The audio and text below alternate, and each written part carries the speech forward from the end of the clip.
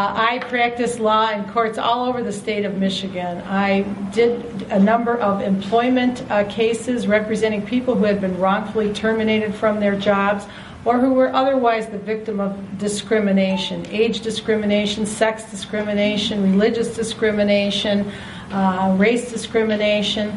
And I practice in the Court of Appeals, the Federal Court, and the U.S. District Court for the Sixth Circuit in Cincinnati. As a judge, I sit in the family division in Wayne County, and we have 2 million people in Wayne County, and I have about 20,000 cases assigned to me, and some of those are older cases, but in family cases, as you might know, a lot of the people come back with modification requests for custody. So every day I do the hard job of protecting families and children and trying to help families solve their disputes in the most amicable way possible.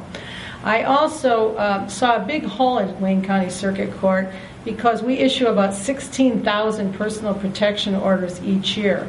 And I felt like we were giving these petitioners, who are mostly women, this order to protect them and kind of saying goodbye and good luck and not really helping them to escape the cycle of violence. So 2 other judges and I applied for and received a grant from the Office on Violence Against Women, and we established this Domestic Violence Prevention Court where we've partnered with other agencies to help these victims of domestic violence finish their education, to get financial assistance, to get shelter, so that they and their children can escape the cycle of violence.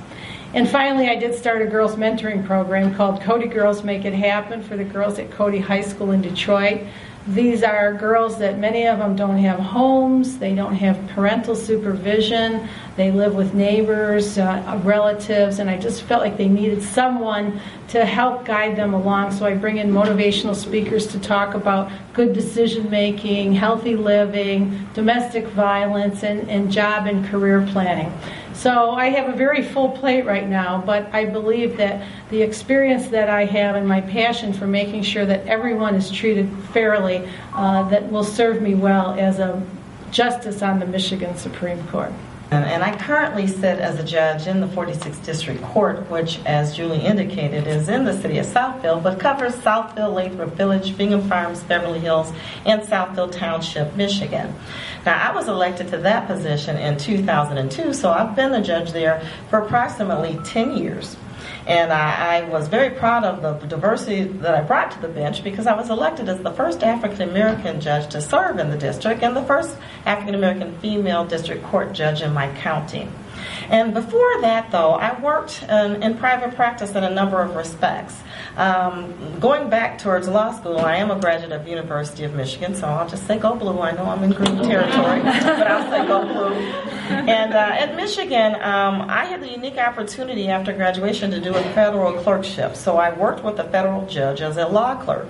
And so that really gave me a great foundation for opinion writing, knowing how to analyze issues, and to know how to really conduct a courtroom, and to see how it's done at the federal level to make sure the justice is meted out fairly and accurately. And so after my service as a judge, as a clerk to the judge, I ended up coming to the Detroit area because I worked over here at Grand Rapids area on the western side of the state as my federal clerkship, and I went back to the other side, the eastern side, to begin my practice. And I worked in commercial litigation at a top law firm in the city called Jaffe, Snyder, Rayton, Hewer. And after working for Jaffe for a few years, I decided that I would hang out my own shingle because I really decided that I enjoyed the aspect of working for the people and representing people in their common everyday problems and making sure that their rights were in place. And so I did that in my own firm, and my total time was about 18 years of working before I got on the bench. So I've got about 30 years of legal experience overall. And the types of things I did was represented common everyday people just like you. So I really understand the concepts that you have as far as what justice means to you, and I understand the problems that you saw from the other side of the bench in the court system because I worked in every court I can think of around the metropolitan area in circuit court levels and district court levels and even in federal courts. And I represented with kids and who were really having problems and were juvenile delinquents. I represented families that were in trouble and were in the process of possibly losing parental rights. I represented women who were victims of domestic violence. I did a large amount of criminal law work. I did some corporate law work, and I worked in just about every area of what the district court covers.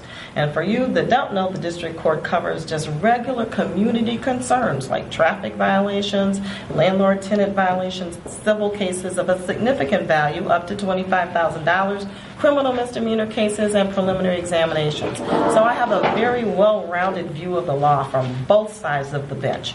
And I decided that it was necessary to make a change on the Michigan Supreme Court. I really felt that that varied background of experience, the diversity of having worked at a people's trial court was needed. Those insights, the vision that I have from my level court is something that the justices don't have, because many of them haven't practiced at the lower court level.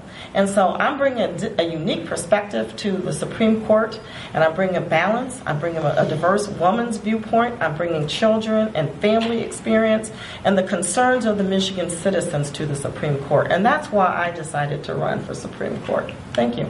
Yeah, thank you very much, all of you, for taking the time to come listen to us on a Sunday night in August. This is very encouraging, and we are glad you're here. My name is Bridget Mary McCormick. I am on the faculty at the University of Michigan Law School, and I'm the dean there for all of the clinical programs, which are the practical legal education programs. We at law school have become a lot more like med school. We educate our students in the last couple of years by having them represent people who wouldn't otherwise have access to lawyers and access to courts and access to justice. And I myself have started a number of those clinical programs over the years, and I continue to work in them.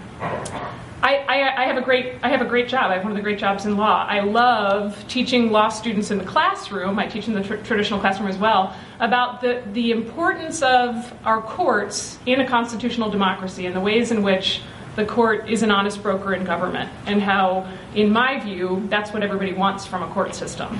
At the same time, the teaching in the courtrooms, where I'm with students every day in all of the levels of courts in our state, we're in the trial courts, we're in the appellate courts, we're in the Michigan Supreme Court very regularly, and in the federal courts, we fight to make sure that families and people who wouldn't otherwise have access to lawyers and access to justice get a fair shake.